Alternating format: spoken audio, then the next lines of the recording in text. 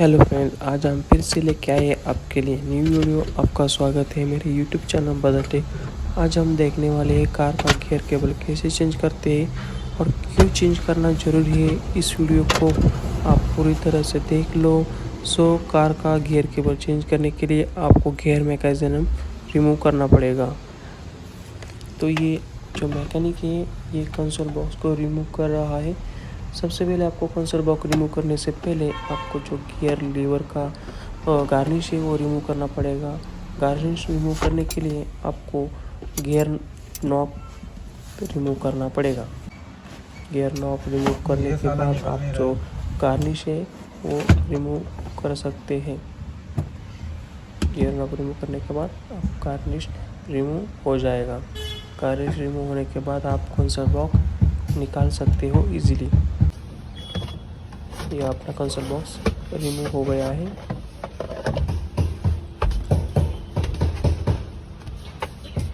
Actually car में दो तरह की केबल होती है। एक होती है शिफ्ट की और एक होती है रिवर्स गियर की। दोनों केबल गियर लीवर को अटैच होती है। तो ये दोनों केबल अपने को सबसे पहले रिमूव करनी पड़ेगी। तो आपको एक वेल ट्रेन मैकेनिक चाहिए होगा इसके लिए। तो आप कोशिश ना करें इसको खोलने की। आपको एक वेल ट्रेन पर्सन की ज़रूरत होगी जो इसे रिमूव कर सकता है।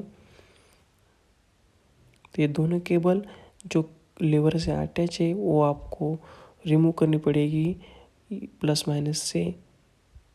देखो ये मैकेनिक ये केबल को रिमूव कर रहा है।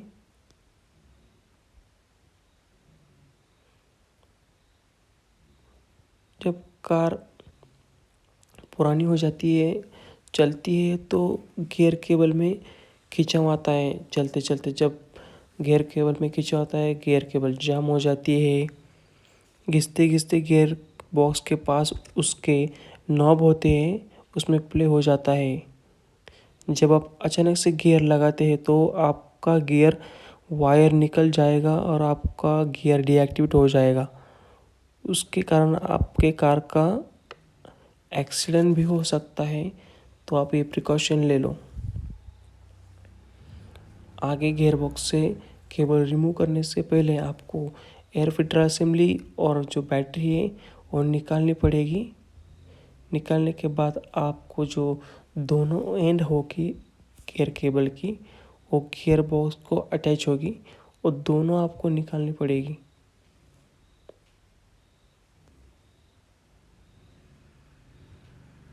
देखो इस काम के लिए आपको कम से कम 2 या 3 घंटे लग सकते हैं।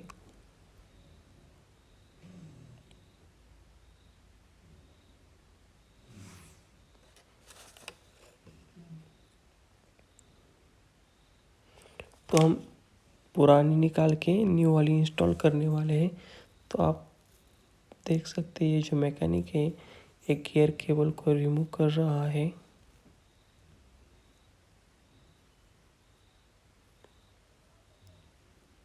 दोनों एंड को आपको सबसे पहले निकालना होगा। अंदर से तो हमने पहले से ही निकाल के रखा है। तो आपको बाहर से भी इंजन से जो केबल अटैच है उसको निकालना पड़ेगा।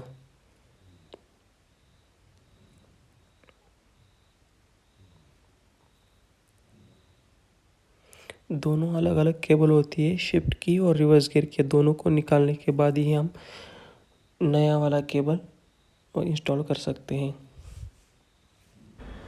तो ये जो मैकेनिक है ये दोनों गियर केबल को निकालने की कोशिश कर रहा है। ये आप देख सकते हैं ये गियर केबल के जो एंड है वो तार से बंधे हुए हैं ताकि गियर शिफ्ट में कोई दिक्कत ना आए, गियर शिफ्ट में इजीली शिफ्ट हो। तो आपको इस काम के लिए टाइम जाने वाला है। तो आप एक वेल ट्रेन मैकेनिक को लेके ये काम कर सकते हो या किसी गैरेज में जाके ये काम कर सकते हो आप। तो ये जो केबल है पूरा जाम हो गया है। उसके जो दोनों एंड है वो एंड में बुश रहते हैं वो भी वेयर आउट हो गए हैं। तो ये दोनों एंड निकालने के बाद आपको जो बॉडी में फिटिंग है उसका वो निकालना पड़ेगा। तो निकालने के लिए आपको स्टीयरिंग रैक के ऊपर जो नट बोल्ट फिटिंग है वो सबसे पहले रिमूव करना पड़ेगा। और रिमूव करने के बाद ही हम पुराना केबल निकाल के नया वाला इंस्टॉल कर सकते हैं। तो आप देख सकते हो ये मैकेनिक है स्पैनर की हेल्प से वो नट बोल्ट फिटिंग है उसको रिमूव करने की कोशिश कर रहा है। ये अंदर होता है ये निकालने के बाद ये देखो आप देख सकते हैं नट बोल्ट फिटिंग निकालने होने के बाद ये जो केबल है केबल रिमूव करने की कोशिश की जा रही है।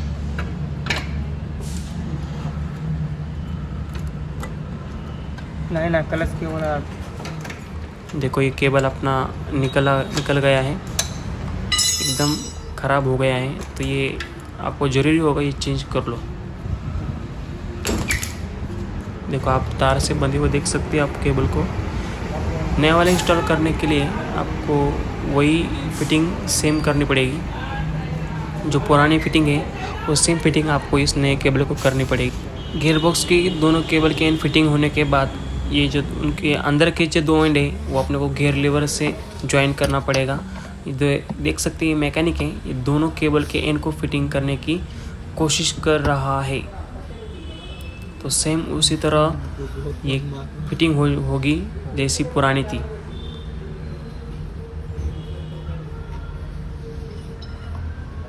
दोनों केबल को फिट करें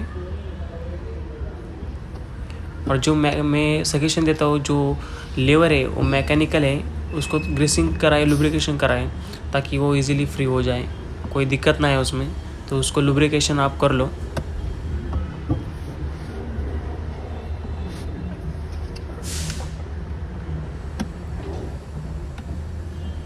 ये केबल फिटिंग होने के बाद आपने को सेम वही पुरानी प्रोसेस दोहरानी पड़ेगी।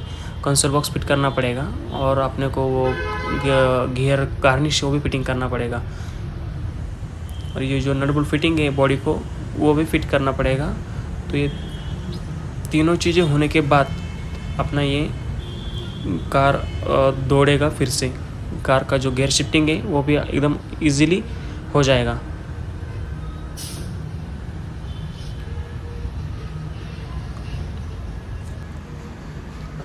देख सकते हो आप और जो वही सेम प्रोसेस कर रहा है जो पुराने थी बॉडी में फिटिंग है वो भी फिटिंग हो जाएगी। फिटिंग होने के बाद आपको ये सब फिर से प्रॉपर तरीके से फिटिंग करना पड़ेगा।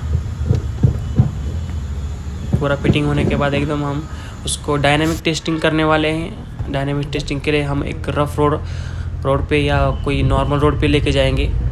आप देख सकते हैं ये एकदम इजीली गियर उसका शिफ्टिंग हो रहा है, कोई दिक्कत ना आ रही है उसमें। रफ रोड पे हम ट्रायल लेने के लिए जा रहे हैं कार कलर की।